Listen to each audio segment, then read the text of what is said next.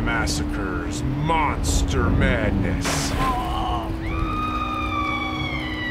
If you like killer ape movies, this one is a must. Link from 1986. It's not very common. For the longest time I thought it was only available on VHS, so you'll have to excuse the picture quality here. But just after it was too late, I realized it's also been released on DVD, though it can exceed $100, so good luck with that. But if you can find any way to see this movie, here's what you're in for. First of all, you get a score by Jerry Goldsmith, which is creepy but sort of tongue-in-cheek. At times it sounds similar to his Gremlins score. The film begins with a running POV shot, which you know is the ape. It terrorizes cats and small animals and frightens a girl in her bedroom. How strange is it that it follows the classic slasher formula? It opens the same way as Halloween, for crying out loud, but it's an ape. The opening scene doesn't seem to have anything to do with the rest of the film because the apes aren't loose yet. It just, I don't know, it doesn't fit in. But anyway, we follow a zoology student named Jane, played by Elizabeth Shue from Karate Kid. She was Jennifer in Back to the Future 2 and 3. She was also in Hollow Man. She attends a lecture by a scientist, Dr. Phillip, who's studying the intelligence of chimpanzees. She wants to be his assistant, asking if he has any jobs for her, but he acts rude to her, making sexist remarks, but then decides he could use her help after all. So what does he do? Hands her a vial, and she assumes he wants her to collect a urine sample from one of the apes. But no, not a urine sample. Yeah, first job she gets, and it's collecting chimp jizz. How she gets it, I don't want to know. Next thing, he brings her over to his mansion in the beautiful Scottish countryside to clean up shit. Yeah, if I heard him correctly, he said, there's some turds in the hall that need to be cleared up. Some turds in the hall. Clear them up. So we've covered jizz and shit. Okay, what next? What are the rest of her job duties? The whole mansion's full of apes, which he's trained to do his chores, and he treats them really mean, even threatening them with a rifle. His character is kind of sinister, but also elegant and wealthy, so he's kind of a classic archetype who'd usually be played by somebody like Boris Karloff or Christopher Lee. He also tells Jane a creepy backstory. You always gotta have the creepy backstory, which gives some insight into the way he treats apes. He tells her he had a friend who had an ape who ripped out his eyes, ripped off his nose, ears, arms, legs, and testicles. Gee, that's all? Anything else you want to add? You sure that story's not extreme enough? I'm not really sure what to make of his relationship with the apes. On one hand, it seems he hates them, and on the other, he respects their intelligence. After all, it's what he devotes all his work towards studying. And when the main ape, the title character Link, smokes a cigar, the doctor gets way too excited, screaming, "You're the master of fire!" Bravo, Link! Link, master of fire! They call Link a chimpanzee, however he looks different from the rest, and I believe he's actually an orangutan, and they painted the fur black. So technically you can think of it as an orangutan actor playing a chimp. Maybe it was easier that way, I really don't know.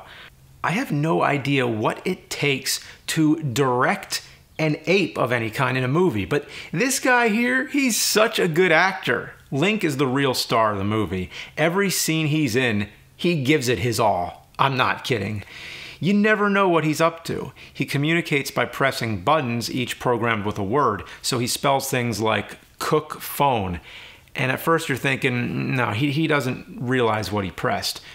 But then he actually puts a phone in the microwave. So when Link says something, he really means it. Why does he want to cook a phone? Who the fuck knows?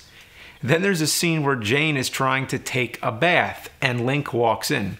She's completely naked and asks him to leave, but he just stares at her.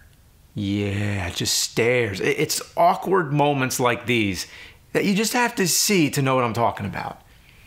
Everything Link does has contradictions. Sometimes he's trying to save Jane, and other times he's trying to kill her, so you never know what's going on inside Link's head, and that's what makes him so interesting.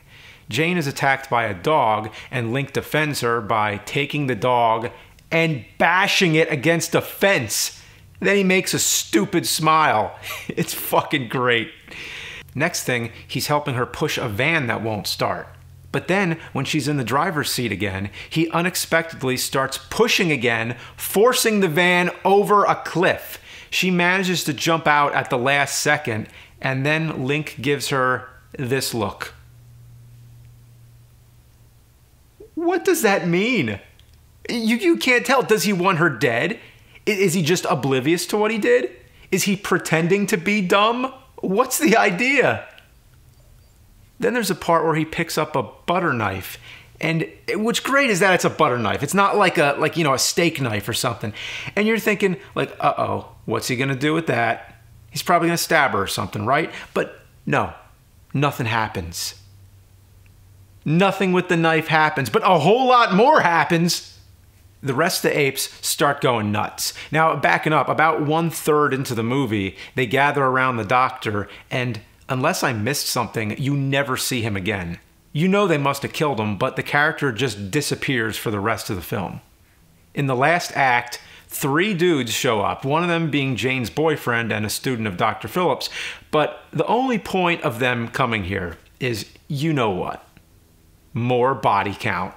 Link doesn't waste any time, quickly kills 2 of them. One of them he pulls into a well, and then the other one he grabs him through one of those those tiny envelope doors and pulls him into the door. Now, I don't even understand, how did that kill him? Jane and David are the last survivors, and this leads into the classic final chase scene. But this chase is better than your average slasher film, and the fact the killer is an ape makes it so much more impressive.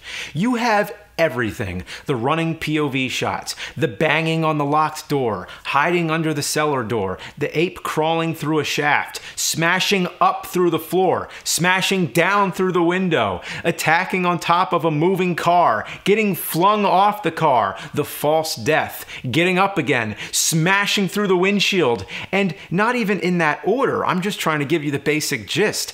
It's out of control, and it all ends with the ape breaking open a gas line, lighting up a cigar, and blowing up the entire house like a goddamn action movie.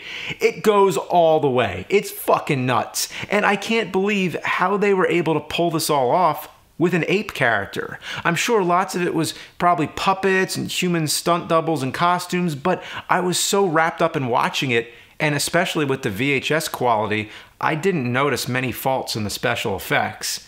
This is up there with Monkey Shines. Very different, but if you like your primate killer horror films, this is gold. This needs a re-release of some kind. Netflix needs to add this, or better yet, theatrical re-release. Do it.